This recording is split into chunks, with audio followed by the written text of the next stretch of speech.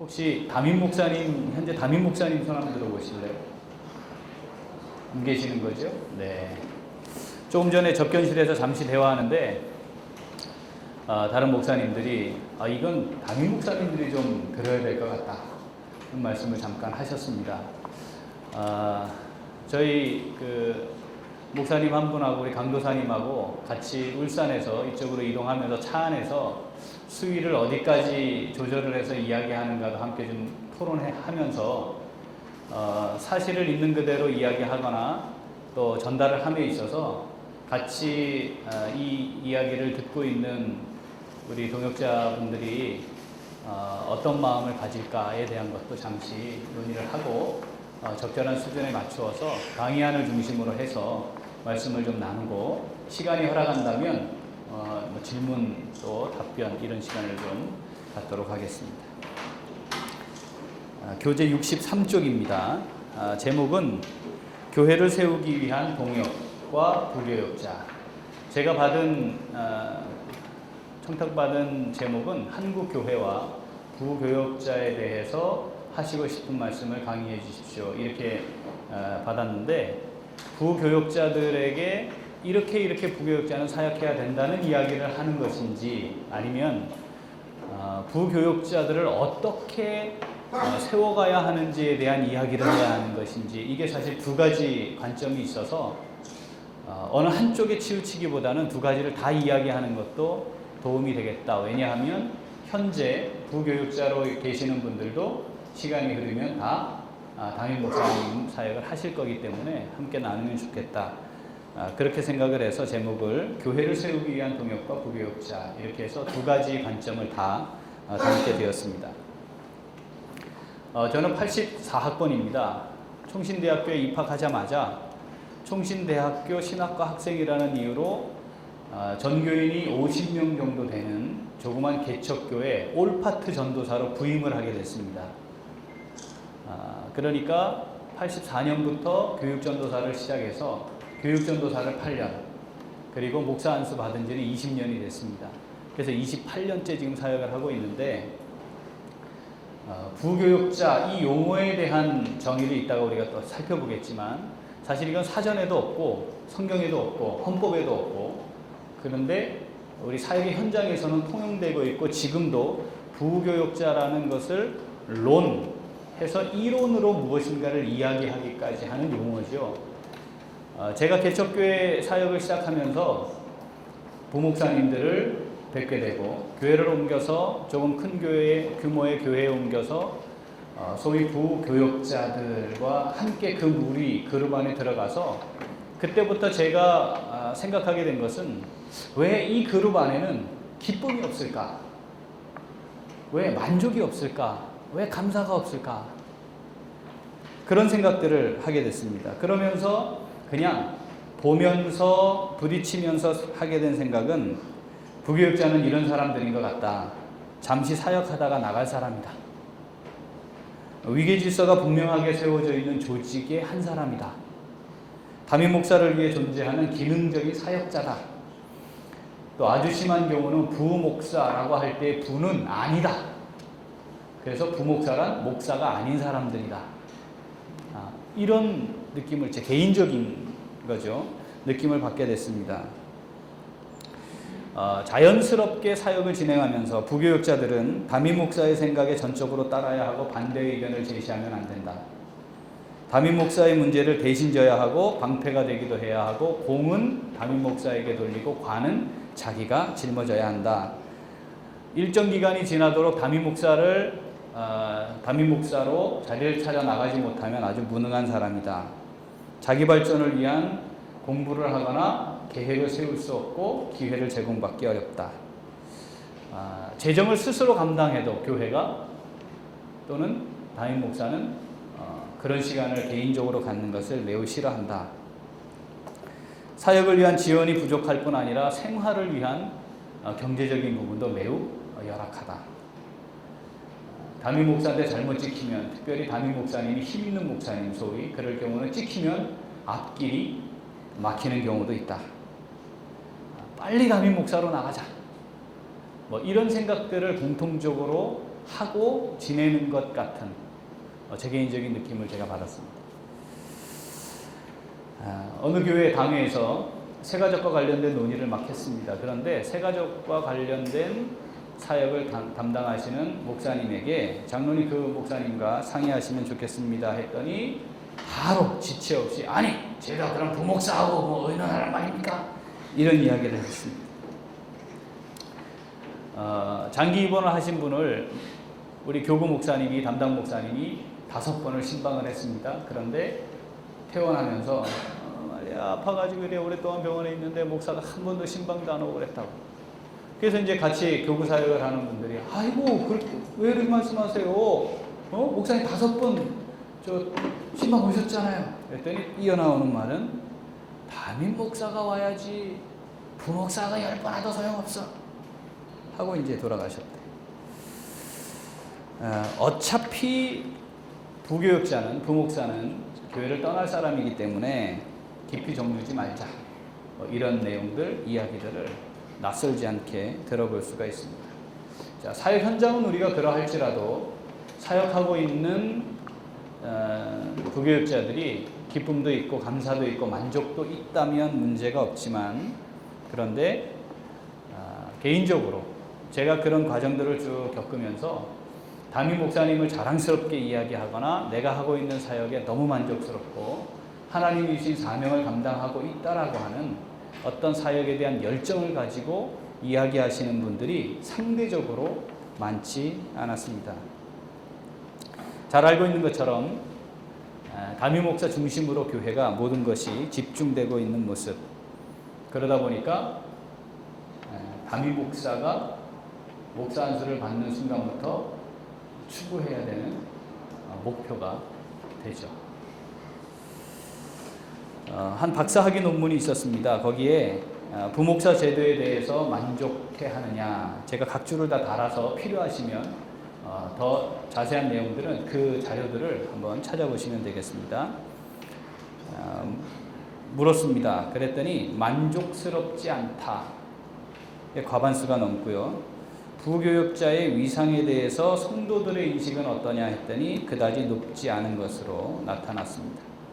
부교육자들에게 있어서 가장 사역에 있어서 갈등의 요인이 뭐냐 물었더니 담임 목사와의 관계, 두 번째는 적절하게 인정받지 못하는 위상이라고 결과가 나왔습니다. 저는 현역 군목으로 5년 하고 군 선교사로 10년, 그래서 15년을 강원도에서 군선교를 했습니다. 그리고 지금 울산 남교회에 담임 목사가 된 지 4년인데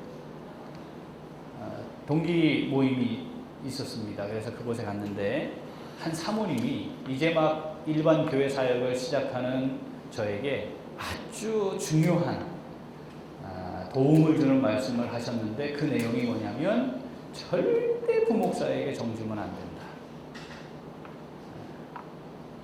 개인적으로 깊은 관계를 맺어서도 안 됩니다. 오히려 그렇게 잘해주면 나중에 그 사람이 더 어렵게 합니다. 그러니까 적절하게 거리를 유지하셔야 합니다. 이런 이야기를 일반 교회 담임 목사 시작하는 초년생 담임 목사에게 아주 중요한 이야기로 말씀을 하셨습니다.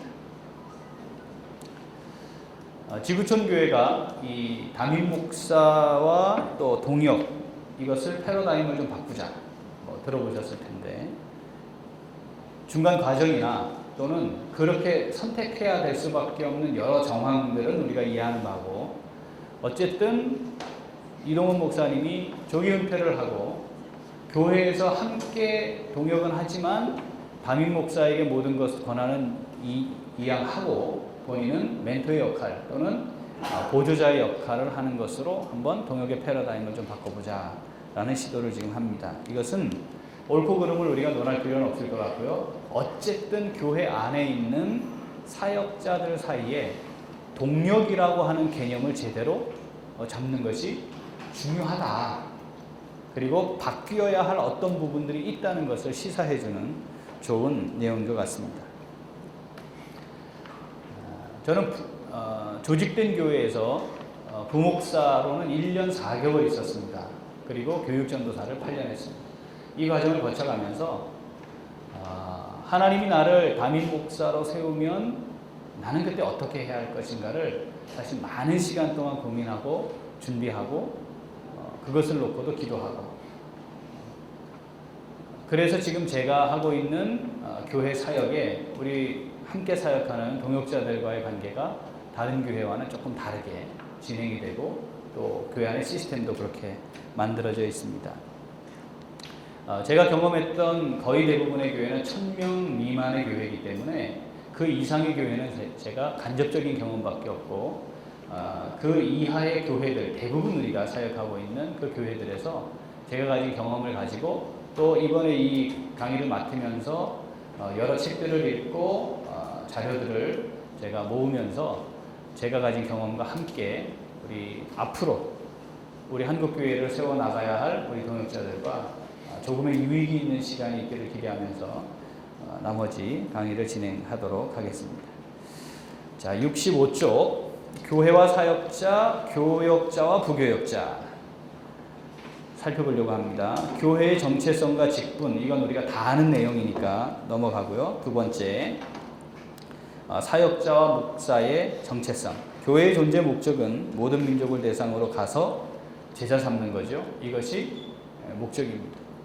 이것을 수행하기 위해 만들어진 공동체가 교회입니다. 교회에서 수행하는 모든 사역의 목적은 그리스도의 몸인 교회를 바르게 세워가는 겁니다.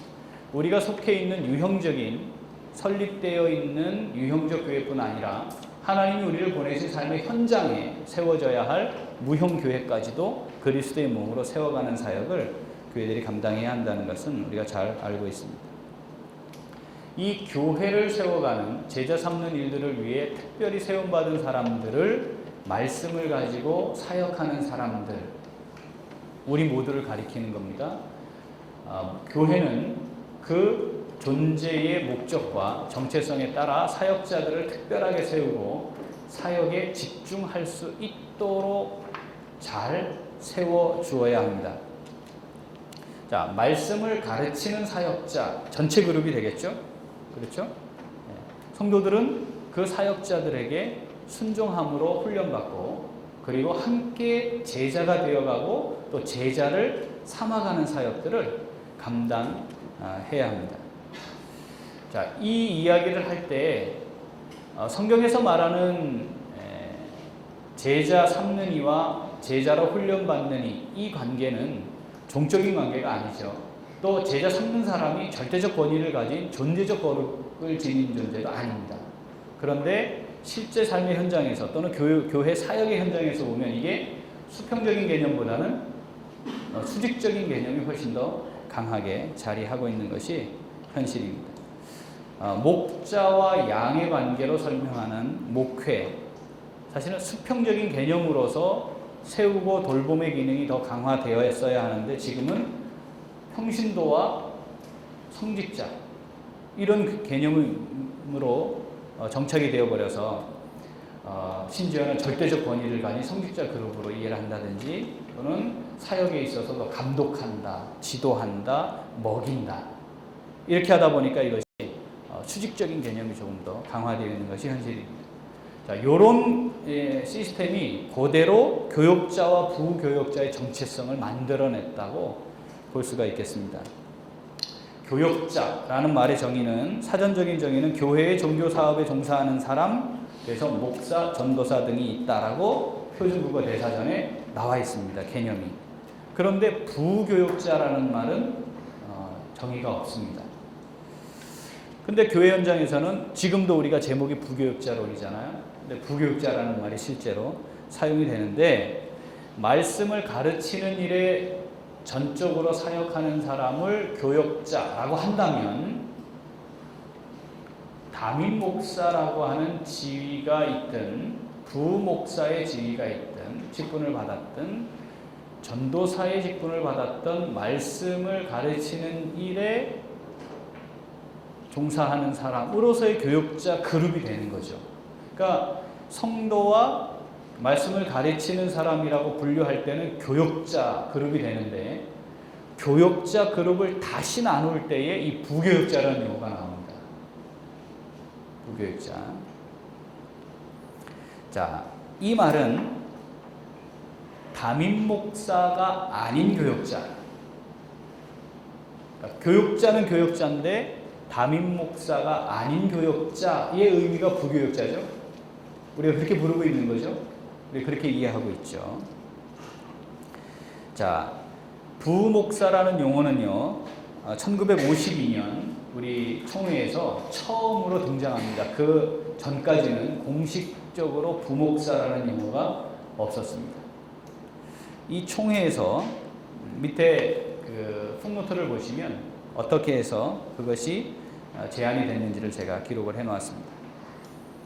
자, 이때부터 부목사에 대한 개념이 헌법에 들어갑니다.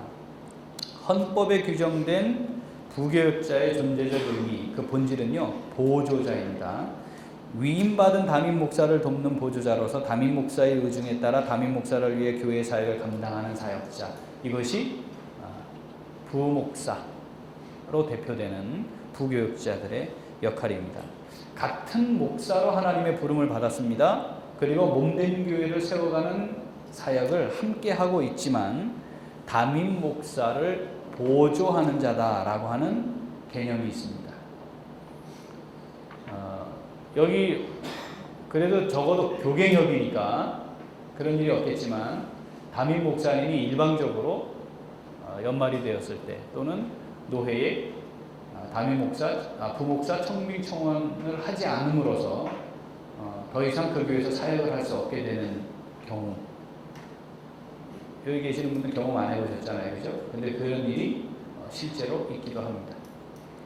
그러니까 1년마다 노회에 부목사 청빙 청원을 하고 노회가 허락하심이 가한 줄로 아오며 허락이요 해야 부목사 지위가 유지가 되는 거죠. 그건 결정을 당회장이 사실은 할 수 있도록 되어 있습니다. 자, 목사의 직무, 그러면 모든 목사들이 담임 목사든 부목사든 목사로서의 직무를 감당해야 하지만 현실은 그렇지 않죠. 규정되어 있는데도. 67쪽에 보면 우리 헌법에 나와 있는 목사에 대한 헌법적 규정들이 거기에 등장을 합니다. 자, 목사를 이렇게, 목사는 이런 사람이다, 이런 사역을 한다 했지만, 그런데 이제 분류가 되어 어떻게 됩니까? 위임받은 목사, 위임받지 못한 목사, 부목사 이렇게 나누어지죠. 칭호가 헌법에 나와 있고요. 칭호에 따라 목사가 이렇게 다른 신분을 가진 사람인 것처럼 실제로 대우를 받습니다. 담임 목사가 청빙받을 때에는 3분의 2 성도의 찬성이 있어야 되는데 부목사는 이런 가정이 없죠. 그러니까 담임 목사와 부목사는 같은 목사일 수가 없는 것이 현실입니다. 자, 부목사, 이것을 한자의 의미로 그대로 보면 부라는 말은 버금간다, 다음 순이다 이렇거든요. 그런데 버금가거나 다음 순이다라고 하면 담임 목사가 부재 중일 때는 누가 담임 목사를 대행할 수 있어야 해요? 그렇죠. 부목사가 담임 목사를 대행할 수 있죠. 대통령이 유고가 되면 누가 그 직무를 대행합니까? 부통령이 대행을 하는 건데, 이 부라는 용어는 붙였지만 실제로는 이 부라는 말이 버금가는 자리거나 다음 순위의 자리가 아니라 현실적으로는 아닌 것처럼 이해되는, 그것이 우리가 가지고 있는 현실입니다. 그 교회의 부목사는 그 교회 담임 목사가 될 수 없죠. 그건 알고 계십니까? 그래서 혹시 지금 현재 부목사님을 담임 목사님으로 세우고 싶으면 어떻게 해야 되죠? 사임시켜서 다른 노회로 보냈다가 6개월 이후 거론을 해서 다시 청빙하는 절차를 밟고 있습니다. 그러니까 부목사는, 여기에 쓰인 부는 버금간다는 의미의 용어가 분명 아니라고 볼 수 있습니다. 자, 그러면 저도 부목사 시절을 지내면서 나도 담임 목사해야 되겠다 이런 생각을 했습니다. 그러니까 담임 목사를 지향할 수밖에 없죠. 근데 저는 어떤 생각도 있었냐면 내가 나이를 더 먹어서 우리 아이들이 충분히 자랐을 때 또 내가 지금보다 많은 생활의 기본적인 필요가 있을 때에 충분히 보장이 된다면 부목사로 은퇴하는 것도 가능할 수 있겠다. 근데 제가 사역했던 교회에서는 그게 불가능했습니다. 현실적으로 이게 어렵구나.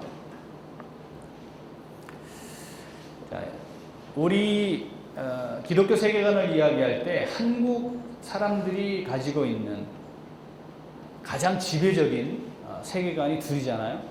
이걸 우리가 보통 이야기하잖아요. 불교 세계관과 유교 세계관이에요. 그런데 그 근저에는 또 뭐가 깔려있죠? 무속 신앙이 바탕이 된 세계관이 있습니다. 가슴은 무속적인, 머리는 유교적인 이런 형태의 세계관들이 혼재해 있는데 교회 안에 들어온 교회의 직제, 이것은 다분히 유교적 세계관의 영향을 많이 받은 것이 사실입니다. 그래서 수평적, 그러면서 보다 더 큰 사명을 받아서 책임이 많은 이런 개념보다는 수직적인 개념으로 의해서 종족 서열화가 되어 있잖아요. 직분도 마찬가지고. 그러다 보니까 이 교역자 그룹도 종족 서열화의 영향을 그대로 받아서 사실은 세워져 있는 것 같습니다. 자, 협력이나 동역 이 개념보다는 뭐죠? 지시, 명령, 순종 이 개념이 훨씬 더 강하게 자리를 하고 있습니다. 자, 동역이라고 하는 것이 어떤 의미를 갖느냐? 성경에는 동역이라는 명사는 5번 나오고요. 동사로는 13번이 등장하는데 이 동역이라고 하는 말에 다양한 용례들을 종합을 해보면 그 뜻이 이겁니다. 사람들이 하나가 되어서 같은 목표를 향해 각각이 지닌 힘을 모으거나 한쪽에 자신의 힘을 보태어 일하다. 그러니까 각각이 지니고 있는 힘, 그것을 모은다. 또는 한쪽에 보탠다. 이것이 동역의 의미였습니다. 이것을 다시 교회 현장, 사역의 현장으로 영적으로 좀 해석을 해보면 같은 자리에 있고 동등한 입장에서 함께 일하는데 한 사명을 위해 라고 하는 것이 전제가 되어서 함께 일하는 것, 이것을 동역이라고 하겠습니다. 자, 목표가 같죠? 그런데 같이 사역을 하고 있는 사람들이 받은 각각의 은사를 가지고 사역하는 거죠. 자, 성도들에게 우리가 은사를 따라 교회를 섬기고 봉사하도록 훈련합니다. 교역자 그룹도 마찬가지로 각각이 받은 은사를 가지고 교회를 함께 세워가기 위해 동역하는 것이 사역자 그룹에 있어서 이 핵심 가치가 될 것입니다.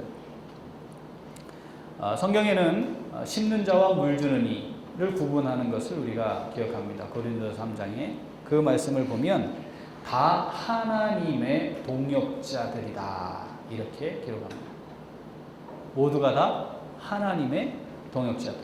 그러니까 동역의 개념에 있어서 본질은 우리 모두가 다 하나님이 하고 계시는 일, 이루어 가실 일들을 위한 하나님의 동역자로 서야 하고, 그렇기 때문에 우리 모두가 다 동역자로서 하나님을 위한 하나님의 뜻을 따라 하나님께 속한 하나님과 함께하는 동역자 그룹이 되어야죠. 그래서 각각 자기의 사역을 하지만 그 각각 자기의 사역을 따라 하나님 앞에 상을 받게 될 것이다 말합니다. 종종 우리가 바울이 나의 동역자들 이렇게 이야기하지만 바울이 밝힐 때에 언제나 어떻게 밝히냐면 그리스도 예수의 종된 바울과 누구누구는 이렇게 말함으로써 나의 동역자라고 바울이 표현하고 있음에도 불구하고 그 표현 속에는 함께 그리스도 예수의 종된 자들임을 함께 고백함으로 사역을 함께 이루어가고 있다는 것을 표현을 합니다. 자, 성경에는 이런 형태의 다양한 형태의 동역의 예들이 나오는데 그 중에 몇 가지를 제가 발췌를 해서 69쪽과 70 그리고 71쪽에 실어 놓았습니다. 동역의 다양한 예들을. 그것은 읽어보시면서 참고하시면 되겠습니다. 자, 이것이 이제 우리가 살펴본 현상 그리고 성경에서 우리가 살필 수 있는 이론적 베이스입니다. 자, 그러면 이제 가장 중요한 그럼 어떻게 해야 할 것이냐 이 부분을 71쪽에서 한번 같이 나눠보겠습니다. 몸된 교회를 바르게 세우기 위해 하나님의 부르심을 받은 사역자들로서 아름다운 동역을 이루는 것은 아무리 강조해도 지나침이 없다. 성경적 동역의 원리를 따라 담임 목사와 부교역자와 교회의 관점에서 부교역자에 대한 사역의 기준을 제시하려고 합니다. 세 영역에서 첫 번째 담임 목사, 목회 철학과 비전을 공유하자. 여러분들도 담임 목사님 하실 거잖아요, 그죠? 그런 측면에서 준비하시는 데 도움이 좀 되면 좋겠습니다. 목회 철학과 비전을 공유하자. 부교육자들을 대상으로 설문조사를 했더니 담임 목사님과 의사소통이 잘 되지 않는 부분에서 제일 갈증이 나는 부분이 목사님이 가지고 계시는 비전이 충분히 공유되지 않는 부분이다. 이렇게 표현합니다. 주관하고 뭔가 하고 일을 하고 있는 것 같은데 도대체 함께 지금 나누고 있는 이 사역들을 통해서 우리가 함께 이루어내야 할 비전이 무엇인가에 대해 충분히 공감되지 않는 것 이렇게 말을 합니다. 자, 객관적인 사역에 대한 정보를 주고받는 것이나 도달해야 되는 목표에 대한 토론 정도 하는 것을 가지고 충분한 의사소통이라고 말할 수 없습니다. 그거는 기능적인 관계 이상이 형성될 수 없는 거죠. 중요한 것은 목회 철학과 비전을 공유하기 위해서는 인격적인 그리고 가슴과 가슴으로 말할 수 있는 관계가 형성되는 것이 매우 중요합니다. 우리 권성주 목사님은 흉금을 털어놓고 아픈 체험을 나눌 때 교육자들은 주님과 동행하면서 전개하는 생명사역의 위기와 감격을 동시에 맛보는 팀 사역자들이 되는 것 같았다. 생명사역의 위기가 오히려 팀사역의 집합제가 되는 것을 발견했다면서 마음과 마음이 소통하는 교통, 이것이 얼마나 중요한가를 말씀하셨습니다. 참고로 제가 그 권성종 목사님 사역하시는 그 교회가 실제로 그러한지는 잘 모릅니다. 이렇게 말씀을 하셨는데 이 말씀은 분명히 맞는 것 같습니다. 자, 이것을 교통하는데 여기에는 제가 쓰지 않았지만 담임 목사님과 부교역자 사이에 나이의 간극이 크면 또 이게 굉장히 어려울 것 같아요. 그러니까 이제 다양한 케이스들이 있기 때문에 그런 케이스들을 접하게 될 때 어떻게 해야 할 것인가는 우리가 함께 또 고민도 더 해보고 새로운 시도들을 좀 많이 하고 나눔이 필요할 것 같습니다. 저희 교회는 함께 사역하는 교구 목사님이 저하고 나이 차이가 6살밖에 안 납니다. 함께 또 사역하시는 교육 디렉터로 사역하시는 목사님은 저하고 7살 차이밖에 안 납니다. 그러니까 큰 차이가 나지 않는데 사역을 같이 하고 있는 거죠. 그래서 충분히 의사소통을 할 수 있는 상황이 되겠는데 제가 만약에 충분히 더 나이를 먹고 새로 사역자들이 들어왔을 때 이 나이의 간격이 커지면 지금과 같은 이런 분위기가 만들어질 수 있을까? 이것은 사실 저 개인적으로도 물음표입니다. 그때는 또 새로운 어떤 관계를 형성하는 것이 중요하겠다 싶습니다.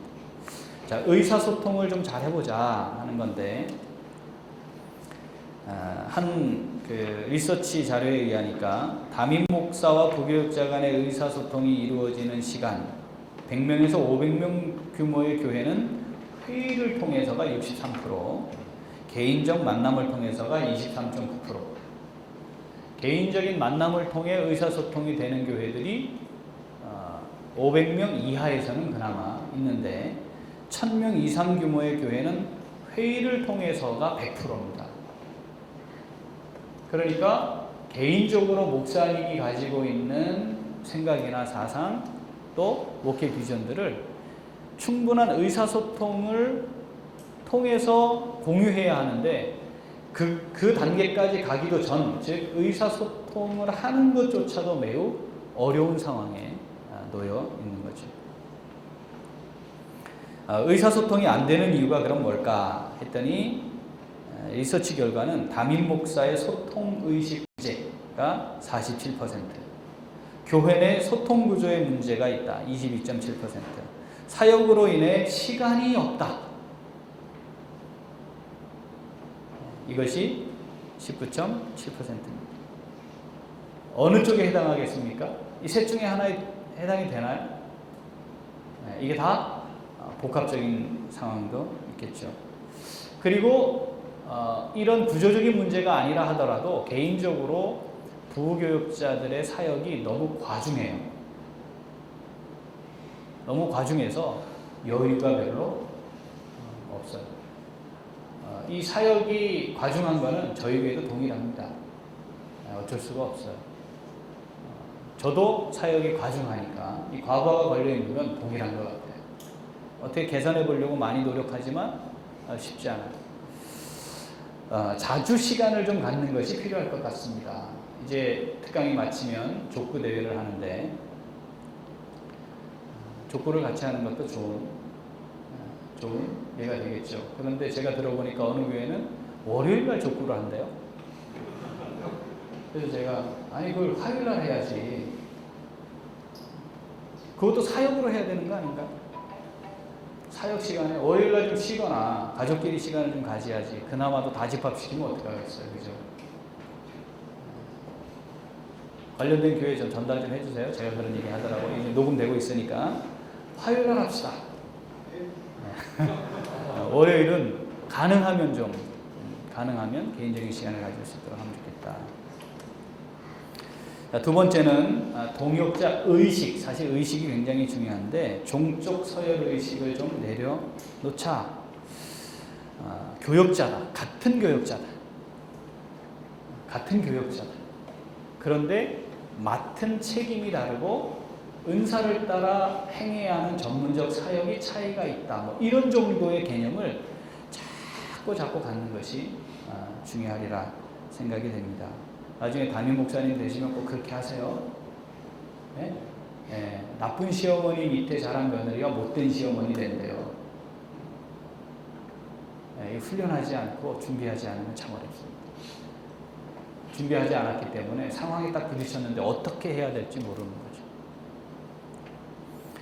사무적이고 사역적인 관계 외에 인격적이고 인간적인 관계를 맺는 것이 매우 중요하고, 저는 개인적으로 우리 같이 사역하는 교육자들에게 나하고 같이 우리 교회에서 은퇴할 수 있으면 참 좋겠다. 그리고 때로는 반대로 제가 얘기해요. 박목사 대신 당회해라. 난 이제 보장만 되면 박목사 담임 목사하고 나는 평생 부목사 하다가 은퇴하면 좋겠어. 이런 얘기를 합니다. 진짜. 제가 이 미국에 이런 사례가 있어서 찾아보려고 했는데 정확한 자료를 찾지 못했거든요. 평생 같이 아브라함에게 엘리에셀이라는 함께 늙어가는 종, 위임할 수 있었던 종이 있었던 것처럼 함께 사역하다가 은퇴할 수 있으면 좋겠다. 그런 마음을 담임 목사님들이 좀 가지면 좋겠다는 생각이 있습니다. 세 번째는 충분히 권한을 위임하자.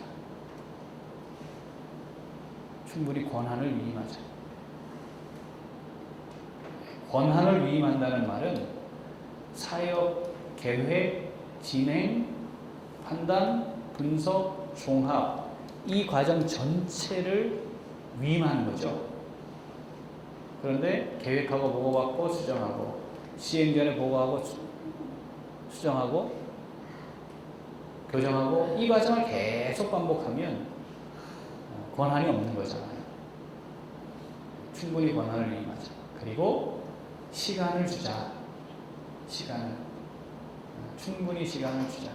그래서 스스로 제가 돌이켜보면 제가 이 위치에 오기 전에 그 위치에 있었을 때는 저도 크게 다르지 않았습니다. 지금 자리가 사람을 만드는 거기 때문에 조금 다른 각도에서 볼 수 있는 조금 폭넓은 눈을 가지고 또 그런 경험들이 있다는 것이지 그 위치에 가 있으면 사실 똑같은 거거든요. 그래서 시간을 좀 주고 충분히 스스로 문제를 해결할 수 있도록 해주자. 그래서 권한을 위임하고 결국 비전을 같이 품지만 실제 사역에 가장 힘을 쏟고 있는 그룹이 사실은 부교육자 그룹이거든요. 교회 규모가 아주 작다 보면 그렇지 않지만 어느 정도 부목사를 두고 함께 사역할 수 있는 정도만 되면 일을 부목사가 훨씬 많이 합니다. 그렇지 않나요? 일이 훨씬 많아요. 훨씬. 네, 권한을 위임하고 그 영역에서 책임의식을 가지고 사역할 수 있게 해주자. 네 번째는 경제적으로 충분히 지원하자. 물론 이제 담임 목사는 한 교회, 그 교회에서 오래 사역하시니까 계속해서 사례가 증액이 되다 보니까 그 사례가 높겠죠. 보육자들은 자주 바뀌니까 다시 시작을 해야 되니까 그렇게 나는 차이 뭐 어쩔 수밖에 없습니다. 그런데 기본적으로 사역자들에 대한 사례가 너무 적어요.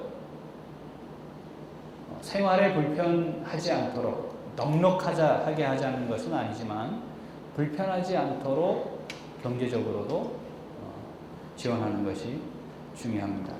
마음껏 사역에 집중할 수 있도록 공급하자. 필요를 공급하자 하는 거죠. 나중에 담임 목사님들 되시면 꼭 그렇게 하세요. 다섯 번째는 자기 발전의 기회를 부여하자. 혹시 지금 여기 계시는 분들 중에 교회 사역하시면서 전임 사역하시면서 공부하시는 분 손 한번 들어보실래요? 공부하고 싶은 분 손 들어보실래요? 아, 공부를 안 하시고 싶구나. 아, 제가 잘못 알았네요. 공부하고 싶으신데 기회가 부여되는 게 아닌 줄 알았더니 다시 공부하고 싶으신 분 손 한번 들어보세요. 아, 그렇죠. 우리는 꼭 두 번 물어야 돼요. 네. 공부할 수 있는 기회를 제공하자. 우리 조 목사님이 저하고 총신대학교 동기입니다. 사회하신. 굉장히 친하고 우리 군 목사님도 같이 했고 담임 목사님이 계시는데 좋은 사역자를 뽑으려고 해요. 담임 목사들의 욕심 아닙니까? 그죠? 좋은 사역자를 뽑으려 하거든요. 잘 훈련받고 준비된 사역자를 뽑고자 합니다. 그건 담임 목사 개인을 위해서인 부분도 있지만 교회를 위해서 그러잖아요. 근데 역으로 내가 지금 함께 사역하고 교회에서 사역하고 있는 사역자들을 좋은 사역자로 만드는 일은 안 하는 거야. 우리 교회에서 평생 죽을 때까지 데리고 있겠다 아니면 옮겨갈 텐데 옮겨갈 때 좋은 준비된 사역자로 또 교회 가서 사역을 해야 교회와 하나님의 나라를 확장하는 본질적인 사역을 할 수 있는 거 아니겠어요? 공부할 수 있는 기회를 충분히 제공하시면 좋겠습니다. 올라오면서 우리 교회에 대한 이야기를 이 대목에서 좀 하자. 그런데 수위 조절을 해야 되겠다. 어디까지 이야기를 해야 할까? 그래서 우리 목사님하고 강도사님하고 세 명이서 의논을 하고 우리 교회의 상황을 이 대목에서 잠깐 좀 말씀드리면 이게 녹화가 되고 있어요. 그래서 담임 목사님들도 좀 보시면 좋겠다. 물론 제가 혹시 뭐 그분들을 불쾌하게 할 수도 있겠지만 그러나 제가 이 얘기를 할 기회가 부여됐으니까 이번 기회에 좀 하면 좋겠어요. 제가 저에게 담임 목사로 부임을 받아서 첫 번째 당회를 할 때 두 가지를 이야기했습니다. 제가 담임 목사가 되면 이렇게 하면 좋겠습니다 하고 가졌던 생각이 있는데 이거는 장로님들이 다른 말씀 하지 마시고 제 첫 번째 제안이니까 받아주십시오. 첫째, 제가 6년 사역을 하고 신임 투표하겠습니다. 그거는 제 자신을 위한 안전장치입니다. 그게 헌법상 어쩌고저쩌고 말이 있을 수도 있지만 왜 성도들이 가지고 있는 담임 목사를 청빙할 수 있는 그 권한을 한 번밖에 행사할 수 없도록 만듭니까? 그리고 저는 제 개인 스스로가 하나님 앞에서 늘 초심을 잃지 않고 사역하고자 하는 마음이 있습니다. 한 30분 감론을박이 있었습니다. 그리고는 제가 아무 말씀하지 마시고 받아주십시오 했음에도 불구하고 하기로 결정이 됐습니다. 두 번째는 부목사라는 용어를 쓰지 않겠습니다. 그리고 제가 가졌던 평소 이야기했어요. 하고 부목사의 부는 목사가 아니라는 의미입니다. 그래서 부목사라는 용어를 없애겠습니다. 자, 이 용어를 없애는 것은 주보에 부목사를 쓰지 않습니다. 저희 교회는. 그런데 그 용어만 안 쓰는 게 중요한 게 아니라 안 쓰는 것이 자연스럽게 되도록 정해야 됩니다. 그에 합당한 이유를 해야 합니다. 그래서 제가 우리 교회 1년 예산에 교역자 사례비와 관련된 부분을 보니까 담임 목사와 부목사, 그런데 부목사 3명 사례를 합쳐야 담임 목사 사례에 못 미치더라고요. 그래서 제가 총액은 건드리지 않을 테니까 이 안에서 조정하겠습니다. 그래서 저희 교회는 2008년 기준 안수를 받는 순간 연으로 3,420입니다. 그러면 이게 어떻게 가능하냐? 담임 목사의 것을 떼서 밑으로 붙인 거죠. 그래서 기본적으로 담임 목사의 60%에서 70% 사이로 책정을 하겠습니다. 아무 말씀하지 않고 이게 통과되지 않았겠죠? 그렇죠? 상당한 시간의 감론을박이 있었습니다. 그런데 담임 목사가 부임해서 첫 번째 하는 것이었기 때문에 어거지로 통과가 됐는데 어디에서 브레이크가 한번 걸렸냐면 노회에 올렸더니 난리 나는 거예요. 세상에 이거 지금 울산에 분위기 다 망치고 이거 다른 교회들은 고려하지 않고 이게 뭐 하는 일이냐. 저하고 우리 전임 전도사님까지 같은 급의 승용차를 탑니다. 자, 그러면 제 차를 낮추면 다 같이 낮은 차가 될 것이고 제 차를 높이면 다 같이 등급이 높은 차를 타겠죠? 그렇죠. 그런데 제가 좋은 차를 탈 생각이 별로 없었기 때문에 작은 차를 고집하다가 소나타로 정해졌어요.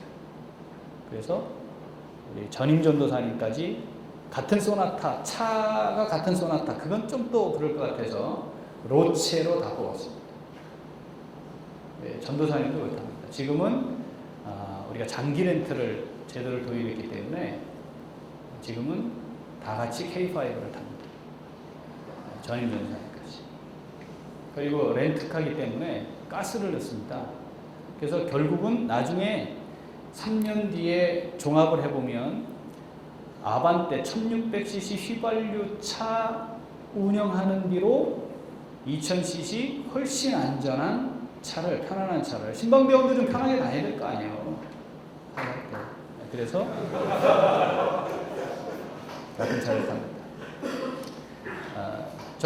저와 함께 사역하는 목사님, 부목사님은 그 교구를 담당하시는데 교구 목사님은 3,740만 원입니다. 거기에 대학원 학비를 장학금으로 다 대줬습니다. 전임 전도사님이 2,700만 원입니다. 사택 줍니다. 차 줍니다. 이게 이제 내부적으로 문제가 됐습니다. 내부적으로. 재정부에서 목사님 이거 너무 심한 거 아닙니까? 무슨 전도사를. 그러길래 바로 그 다음에 저희 이제 사역평가회의라는 게 있어요. 6개월에 한 번씩 중직자들이 모여서 전체 교회 분야를 한 60페이지짜리 책이 나옵니다. 사역 전체를 분석해내는데 그 모임에서 제가 얘기했어요. 여기 집사님들 계신데 지금 울산에 있는 웬만한 회사 전문대 졸업하고 20대 중반에 입사하면 연봉이 얼마입니까? 그냥 3천만 원 된대. 아시죠? 울산이 대한민국에서 유일하게 선진국이라는 거. 46,000불입니다. 1년 소득이 3천만 원이래요. 거기다가 법적으로 확인되지 않는 성과급 이런 게 거기는 막 나오거든요. 추석 때는 뭐 현금이 4천억 이렇게 풀리니까 내가. 그래서 제가 그랬어요. 그 선생님한테.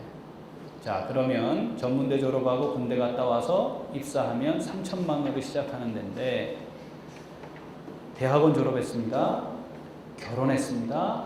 아이가 있습니다. 생활비가 얼마나 있어야 되겠습니까? 3천만 원으로 살겠습니까? 아, 이건 좀 어려울 것 같은데요. 그런데 전임전도사 2,700만 원 살해주자고 그게 많다고 말하는 사람들이 이게 정신이 제대로 된 집사들입니까? 좋은 교회는 사역자들 잘해주시라고 얘기를 해야지. 자기들은 초봉 3천만 원 받아도 불평하고 데모하고 파업하고 그러면서 사역자들에게 정말 이 생활비도 되지 않는 거를 생색내듯이 주는 거, 이건 빨리 바뀌어야 되는 거 아닙니까? 그 장본인이 지금 저 뒤에 와 계시는데, 담임 목사와 다른 사역자들의 휴가비가 똑같습니다. 같이 휴가비를 받습니다. 같은 금액. 저는 1년에 한 달을 안식월을 쓰고 6개월이 지나면 6년이 지나면 6개월의 안식년을 씁니다. 우리 다른 사역자들은 1년에 15일을 마음대로 휴가를 쓸 수 있습니다. 주일 2번 뺄 수 있습니다. 그리고 뭐 가정에 애경사가 있을 때는 휴가 쓸 수 있습니다. 묻지 않습니다. 이거. 묻지 않습니다. 어디 가 있는지 제가 모르는 경우가 많아요. 휴가. 어디 가 있어요, 하여튼. 저도 휴가 가서는 전화 안 받습니다. 전화를 해라. 교회가 불났을 때. 그런데 소방차가 출동하면 하지 마라. 다 탄 다음에 소방차가 오면 그때 전화를 수습해야 되니까 그거 아니면 전화할 필요 없다. 그런 기준들을 가집니다. THM은 100% 장학금 줍니다. 월요일 학교 올라갑니다. 공부합니다. 그런데 새로운 루트를 우리 강도사님이 개척하셨어요. 그게 뭐냐면 계명대 학교는 MDB 학위로도 PhD를 갈 수 있어요. THM 할 필요 없죠. 그래서 이번엔 박사과정을 전액 장학금으로 진학하게 됐습니다. 공부하러 갑니다. 우리 신부산교회에서 울산남교회 교육자를 다시 교육자로 썼으면 좋겠다. 뭐 이렇게 돼야 되지 않겠어요? 그게 한국 교회를 함께 살리는 일이니까. 이 부분에 대해서는 교회에 다른 이론이 없습니다. 물론 뭐 다들 그러시겠지만 사택도 같이 제공됩니다. 그리고 저희는 운동을 자주 합니다. 같이 모여서 운동하고 잘 놉니다. 그냥. 그리고 나이 차이가 그렇게 많이 나지 않기 때문에 그냥 편안하게 격의 없이 이야기도 하고요. 오히려 저한테 훈계하는 목사님도 있습니다. 또 제 훈계도 좀 듣고 때로는. 자, 담임 목사가 되었을 때에 어떻게 사역자들과 함께 동역할까 고민을 좀 많이 하고 준비된 담임 목사님들이 좀 되면 좋겠습니다. 제가 하고 있는 게 답이 아니고 한 예니까 참고하시면 좋겠고요. 자, 두 번째, 그럼 부교육자들은 어떻게 할까? 하나님께서 담임 목사님을 선임 지도자, 최고 지도자로 세우신 겁니다를 인정하는 자세가 필요한 것 같습니다. 여기에 하나님의 섭리가 있다. 그리고 책임을 중하게 맡아서, 아니 어쩌면 모든 책임을 감당해야 하는 자리에 담임 목사님을 세우셨고 나는 그분과 함께 동역한다. 만약에 두 사람 또 그룹 간의 의견이 다르다면 하나님의 섭리를 인정해서 담임 목사님의 생각이 바뀌지 않는다면 거기에 집중하는 것이 옳다. 이 기준이 분명해야 할 것 같습니다. 의사소통이 잘 안 된다면 어떻게 해야 될까요? 의사소통이 안 된다면, 근데 꼭 의사소통이 필요하다면 찾아가십시오. 찾아가셔야 합니다. 그리고 담임 목사님의 허물이 보이잖아요. 가까이서 사역을 하다 보면 그 허물이 보일 때 기도해야 합니다. 그리고 내가 이 교회에 하나님의 부르심으로 왔기 때문에 하나님의 부르심에 대한 응답이 필요합니다. 근데 그 응답이 뭐냐면 하나님이 이미 세우신 담임 목사님을 통해 교회를 세워가시고자 하는 하나님의 뜻에 순종해야 합니다. 저는 제가 부목사로 있었던 서울의 교회의 담임 목사님이 울산 남교회 담임 목사님이셨고 내려오셔서 저는 울산 남교회에 파송된 선교사였습니다. 그런데 1년 4개월 그 담임 목사님이 서울에 계실 때 안식년을 가셔야 했고 제가 담임 목사를 대행하기 위해 그 교회를 갔습니다. 잠시. 전 다시 군대로 들어갈 사람이었으니까. 그런데 그 1년 4개월 동안에 그 목사님이 100% 신뢰하는 사역자로 인정을 받았습니다. 두 가지 제가 가지고 있던 원리가 있었습니다. 첫 번째는 담임 목사님이 하나님이다. 내 뜻과 하나님의 뜻이 다르면 누구 뜻이 맞는 거예요? 누구 뜻이 맞아요? 하나님의 뜻이 맞아요. 목사님이 원하시는 일에 대해서 저는 24시간 대기했고요. 퇴근하시면서 말을 흘리세요. 한 가지 예를 들자면, 야, 그 삼자교회 말이야, 그 요새 그 어떻게 되는 거야, 도대체? 하고 가세요. 그러면 다음날 새벽 기도 전에 삼자교회와 관련된 리포트를 책상에다 올려놨습니다. 그러려면 밤 새야 돼요. 새로운 아이디어들이 목사님이 탁탁 떠오를 때 그 말씀을 하세요. 그러면 그 아이디어가 적어도 어떤 계획을 세우기 위한 시안으로 만들어질 수 있도록까지 바로 그 다음날 새벽 기도 전까지 만드는 거예요. 그게 안 되면 출근해서 교육자 회의가 되기 전까지 만들어 놓는 거예요.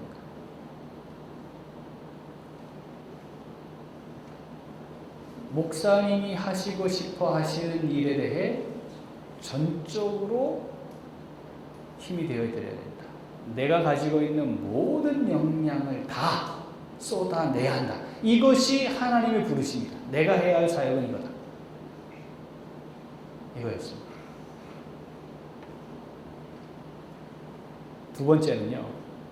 그럼에도 불구하고 담임 목사님을 자주 찾아간다. 굉장히 귀찮아하세요. 그런데 자주 찾아갔어요. 심지어는요, 밤새 싸웠어요. 이런 상황이 있었습니다. 중고등부 아이들이 당시에 CCD, 그렇게 얘기하잖아요. 그죠? 춤을 추는 거예요. 그런데 이 노래가 재즈풍의 노래였어요. 주일 저녁 예배인데 발표를 하면서 그걸 아이들이 나와서 했어요. 이게 뭐 한 벌써 5, 6년 전인데 너무 잘하는 거예요. 그래서 거기에 참여했던 한 400명, 500명의 성도들이 박수를 치고 막 너무 잘한다고 격려를 했어요. 근데 그게 딱 끝나고 목사님이 앞에 딱 나오셔서 마이크를 딱 잡고는 뭐라 하시냐면, 어디 전사! 이제 뭐 하는 짓이야? 어디 지금 강단에서 지금 예배 시간에 이게 그게 재즈에 맞춰가지고 말이지. 이렇게 말씀하셨어요.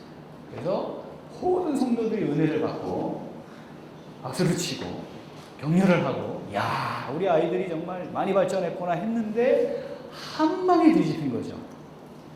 근데 이건 목사님이 가지고 계시는 찬송가에 대한 개인적인 뚜렷한 철학이 있기 때문이에요. 결혼식을 하는데요, 2일 2배 디히 축가를 했어요. 근데 주례를 하시다가 말고 나오셔가지고, 야, 고마해, 들어가. 지금 무슨 그런 걸로 축가를 해, 들어가 해가지고 결혼식도 그 정도였으니까, 네, 얼마나 강력하신 분입니까, 이 부분에 관해서. 그래서 그날 저녁에 제가 목사님 댁에 사택으로 갔습니다. 가가지고 다음날 4시 40분에 토론이 끝났습니다. 같이 새벽기도 참석했습니다. 한치의 양보나 물러섬도 없이 치열하게. 이건 뭐죠? 교회를 살리기 위한 또 하나의 시도여야 하니까. 이 부분에서는 저도 하나님 앞에 부름받은 사역자라고 하는 사실을 포기하고 싶지 않았습니다. 토론이 진행되는 중에 사모님이 나오셨습니다. 못 주무신 거 아니에요, 같이. 나오셔가지고, 아이고, 당신 내가 저기서 들어보니까 남 목사님 말씀이 맞구만. 왜 자꾸 우겨? 얼른 가서 좀 쉬시야, 새벽기도 하시 하고 훈수 한번 드시고 들어가셨지만 팽팽하게 물러서지 않았습니다. 부임을 해서 안내를 해야 했는데 저희 교회는 11시 예배에 11시 땡 하기까지 반도 들어오질 않아요. 본당에 11시 5분쯤 되면 아래층이 다 차고 11시 10분쯤 되면 2층이 차는 거예요. 그래서 제가 그 다음 주에 11시 땡 하고 본당 문을 잠궜습니다. 그 다음 주에, 그 주에 난리가 났죠. 어떤 난리가 났겠습니까? 본당은 비어있는데 2층은 막 이래가지고 서가지고 막 설 자리도 없고 앉지도 못하고 예배를 마쳤습니다. 교육자 회의를 하는데 이거 되는 거야? 이거 오늘 안내 어떻게 돼서 이거 뭐 본당은 없고 2층은 이거 어떻게 된 거야? 근데 다 같이 이렇게 목사님 말씀 끝날 때까지 교육자들이 한마디도 안 하고 이렇게 있는 분위기였죠.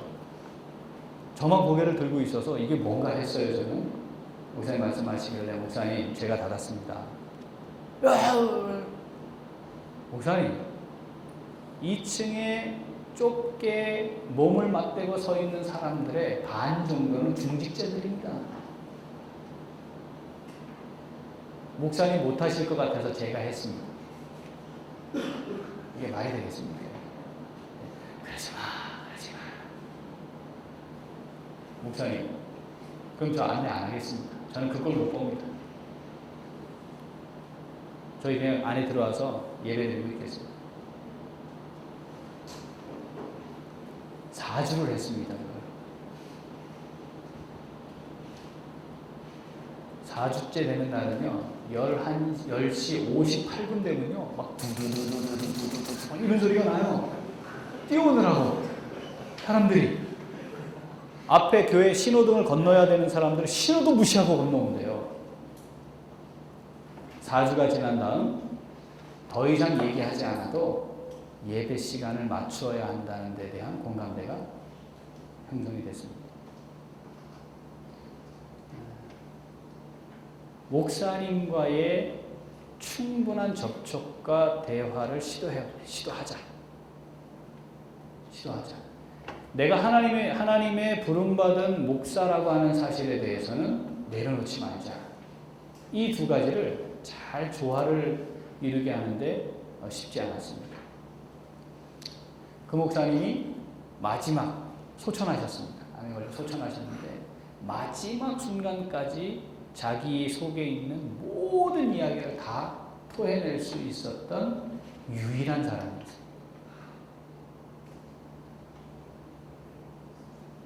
그렇게 관계가 유지되어야 할 거라고 저는 생각합니다. 우리 교육자들이 저와 그런 관계가 되기를 원하는 마음이 제게 있습니다. 저처럼 24시간 대기하면서 집에 가지 말라는 얘기가 아니고 충분히 인격적인 관계 접촉. 제가 같이 오면서 3명이 같이 차 타고 오면서 이렇게 물었어요. 기도회를 계속하면 이렇게 될까 그랬더니 기도회하고는 다른데요. 다르죠, 그렇죠? 기도회 얼마 많이 해도 안 돼요. 접촉이 있어요. 개인적인 접촉들이 있어요. 그런 시간들을 가지면 좋겠습니다. 담임 목사님이 하나님의 섭리 가운데 세움받은 내가 협력해서 교회를 세워가야 하는 최고 지도자다. 저는 하나님이 곧 담임 목사입니다. 이런 의식이 필요합니다. 두 번째는 하나님의 부르심과 몸된 교회를 세우는 사역에 대한 정체성을 확인하자. 담임 목사님 중에 어떤 기고한 글에 이렇게 말씀을 하셨어요. 그 중간에 보면 부교육자들이 어떠하냐 했더니 목적의식이 분명한 교역자가 많지 않다. 가치관이 너무 세속적인 교육자들이 너무 많다. 진정으로 교회를 사랑하는 마음으로 사역하는 교육자들이 드물다. 심호하는 마지막 날까지 목회도 성경도 신학도 일반 학문도 또 기타 여러 면에서 끊임없이 배워가며 사역해야 하는데 정치, 컴퓨터, 친교, 오락에 더 심취해 있어 점점 퇴보하는 교역자들이 적지 않다. 교역자는 하나님과 자신 외에는 감독자가 없다는 마음을 갖고 자기 스스로 감시자와 감독자가 되어 자기 자신을 다스리는 일에 소홀함이 없어야 하는데 그런 교역자들도 많지 않은 것 같다. 이것은 또 담임 목사님들의 입장에서 바라본 그 교역자들에 대한 인식이었습니다. 하나님의 부르심을 받은 목사로서 교회를 세워가는 일을 동일하게 감당하는 자다. 그런 면에서는 내가 담임 목사님과 같은 수준의 영성도 유지해야 되고 준비도 해야 되고 사역도 해야 된다라고 하는 우리 스스로의 인식이 필요하겠습니다. 세 번째는 나를 끊임없이 개발하는 일에 소홀히 하면 안 될 것 같습니다. 구조적으로 어렵죠? 구조적으로 어려운 거 제가 누구나 잘 알고 앞에서 다 이야기했습니다. 그럼에도 불구하고 전문적인 사역자로서의 준비를 좀 하시면 좋겠습니다. 교회가 그런 사역을 여러분들에게 부여할 때에 무조건 하셔야 돼요. 예를 들면 저희 교회는 태아부가 있습니다. 들어보셨습니까? 태아부. 아기 학교는 들어보셨죠? 네. 태아부가 있어요. 태아부는 임신 전, 임신 중, 막 출산한 부모, 특별히 엄마를 대상으로 태아 때부터 어떻게 아이를 영적으로 양육할 것인가, 이것을 함께하는 과정입니다. 근데 이걸 전도사님이 맡으셨습니다. 전임 전도사님. 아무것도 없잖아요. 그죠? 서울의 태아부를 운영하고 있는 교회에서 아이디어를 얻어서 너무 좋으니까 시도하자 해서 그 교회에 가서 사역자와 대화하고 소스를 얻어가지고 우리 교회에 맞는 형태로 접목을 시키는 시도를 했는데 이걸 전도사님이 하신 거예요. 참고로 이 전도사님은 6개의 사역을 감당합니다. 왜 하는 거예요? 지금은 이 부분에 전문가가 됐습니다. 그래서 서울에 있는 우리 교회보다 몇 배 규모가 큰 교회에 가서 브리핑하고 그 교회에 소개하고 이식하는 사역을 합니다. 그러니까 이런 사역들이 또 하나 주어지면 이게 부담일 수 있잖아요. 그죠? 사역이 많아지니까. 그런데 오히려 이것이 내게는 새로운 전환점이 될 수 있고 새로운 기회가 될 수도 있다는 거죠. 우리가 만들어서도 해야 되지만 주어지는 일에 충성스러우면 성경적 원리는 이겁니다. 작은 일에 충성하면 큰 것으로 맡기는 거죠. 하나님 앞에 큰 일을 하고 싶은 마음은 우리 모두에게 있지만 하나님이 지금 우리에게 맡기신 일을 보고 너한테 내가 큰 걸 맡길 수 있을까 없을까를 지금 테스트 중인 거죠. 이것에 충성하는 사람이어야 하나님이 큰 것을 맡기는 겁니다. 개발, 어렵다는 걸 전제하고 하여튼 개발하십시오. 내가 가진 은사가 무엇인가를 가지고 준비하셔야 합니다. 앞으로 목회 현장이 많이 달라질 겁니다. 틀림없이. 그래서 전문적 사역을 감당할 수 있는 사람들을 하나님이 쓰도록 교회가 많이 변화될 것입니다. 그렇게 준비하시면 좋을 것 같습니다. 마지막은 담임 목사가 됐을 때를 지금부터 준비하십시오. 나쁜 시어머니 밑에서 자란 며느리가 못된 시어머니가 됩니다. 이게 사람이 보고 배우면서 몸에 익거든요. 준비하지 않으면 나중에 뭐가 나오냐면 몸에 익은 대로 나오게 돼 있어요. 지금부터 꼼꼼히 내가 담임 목사가 되었을 때 어떻게 등록할까. 지금 그게 잘 안 된다면 이것도 하나의 좋은 케이스 스터디가 되는 거죠. 그렇죠? 그렇게 받아들이시면 큰 유익이 있을 겁니다. 이후에 교회나 당회 이 부분은 읽어보는 것으로 끝나도록 그렇게 하겠습니다. 교회는 용어부터 바꾸자. 제가 이야기를 하고 싶어요. 부목사 해서 쓰지 말고 목사, 담임 목사, 교부 목사, 교육 디렉터 이런 형태의 자기 사역의 영역을 가지고 부르는 것으로 바꾸면 좋겠다. 더 나머지 부분들 알고 싶으시면 제가 비블리오그래피 실어놨으니까 참고하시면 되겠습니다.